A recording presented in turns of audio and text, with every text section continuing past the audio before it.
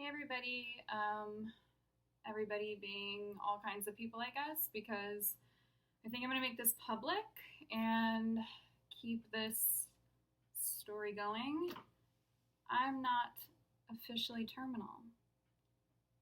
Thank you so much to all of you who lent me a ton of encouragement, specifically in the way that so many people told me that they knew that I had this, um, that I could do this again, um, because I will be perfectly honest and tell you that I did not believe I could do this again.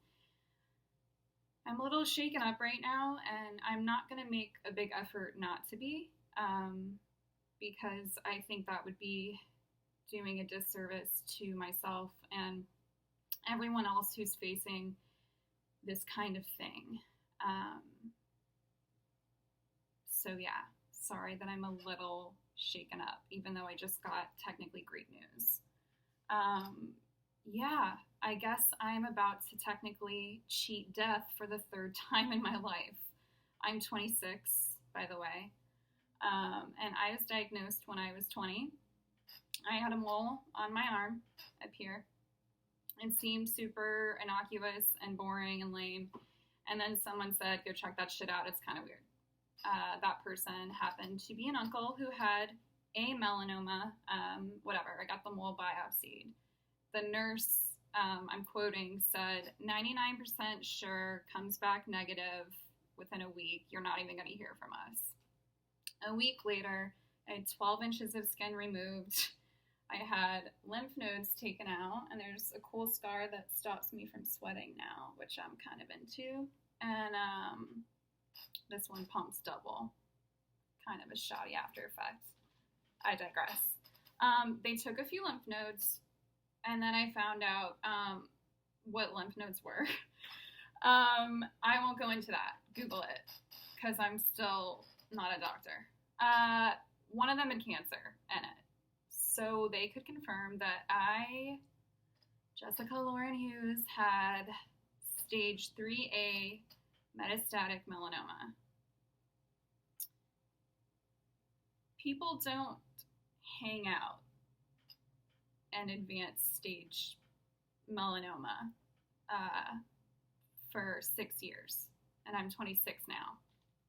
And I had been in remission. You know, after they took the lymph nodes, I was super lucky or blessed or what have you. And they kept scanning me, and I kept coming back negative.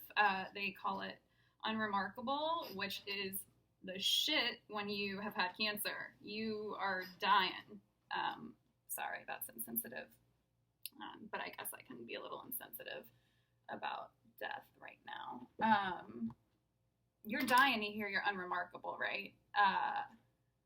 So anyway, I was unremarkable for a while, and it rocked. And then 2 years ago, I learned this thing called mindfulness meditation, or just mindfulness, depends who you ask. Basically, you just breathe, and you pay attention to your breath. I did it, and the person who was teaching me asked me afterward, after like, I don't know, 20 breaths, like slow breaths where I was supposed to pay attention to my body or something really hippie-ish. They told me that, you know, or they asked me rather, how'd you feel? And I said it hurt to breathe. The next morning, it hurt to take any breaths. And I went to the ER. My now fiance took me to the ER. And they found a tumor that was over 15 centimeters, the size of like a softball, on my liver.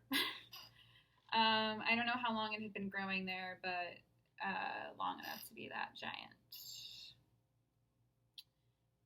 Again, it was the melanoma. I didn't, you know, have some liver damage problem or anything. I just had a gigantic tumor on my liver at age 23.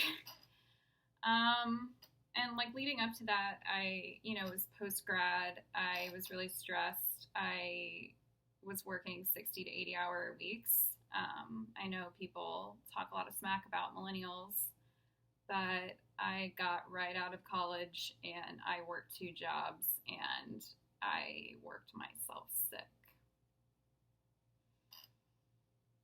So there's that. Just putting that out there as like a sidebar. Anyway, for the last 2 years, just about, I've tried over 4 kinds of immunotherapy where I got infusions. I doubled up on the types of drugs I had them putting in me at one point because the tumor wasn't shrinking. The tumor was way too big to operate on. Things weren't looking good. Like I said, people don't hang out in stage 3A for, years. But at any rate, I tried over 4 kinds of immunotherapy. I stuck it out. I went to 3 different hospitals, I think, total for that treatment. I went through radiation. I had thousands of glass beads full of radiation injected into me. And then I felt like hell for months and months and months. I've been on steroids for a year to make me feel able to eat, able to go to the bathroom. I take meds to keep me from vomiting. That's pretty much my full-time job, is to not vomit. It sucked. And for the record, I want people to know that no matter how positive I seemed or, strong I have been, I haven't gone, maybe a day without needing prescribed Xanax before 8 a.m. Without sobbing about my inevitable mortality and likely short life before 8 a.m. And it's been a lot mentally, on top of all the treatment and the side effects. For the last, I don't know how many months, I've been taking 5 chemotherapy pills a day. It's really weird. My parents would say trippy maybe. I get like biohazard bags in the mail of chemotherapy pills, and I take them all day. And again, I have to take, a million other pills to stop the side effects, like not being able to stand or eat or function. Anyway, I found out today that after 2 years of that kind of life, if you want to call it that, I'm eligible for surgery tomorrow. I am eligible for surgery. And I don't know why. I don't know why it's me and not other people. And I don't know why it took this long. And I don't know why I had to go through this or any of that. But tomorrow they're telling me that if I wake up from this thing, I'm going to be cancer-free. And every minute of that hell will have been so worth it. Because I promise you, from my perspective,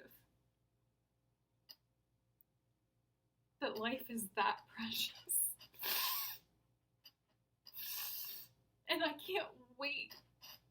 And y'all can hold me to this when I am complaining. I can't wait to wake up tomorrow in the worst pain of my life, down more than half a liver and a tumor in a gallbladder that's filled with sludge. That's another gross side effect, I guess, of radiation and shit.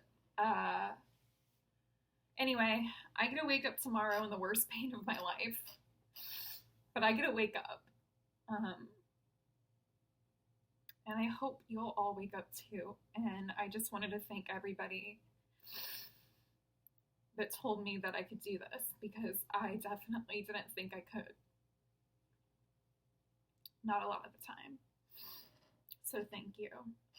Also, maybe, 1 or 2 or 6 years ago, I would give a shit about how awful I probably look right now on camera. But I'm going to live. I'm not terminal. So thank you, and I'm going to shut up, and I love all of you, even if I barely know you. Thank you so much, and be well. And listen to your body, and go to the doctor, and tell people you love them if you do, because you don't know, when it's going to hurt to breathe. So tell people stuff.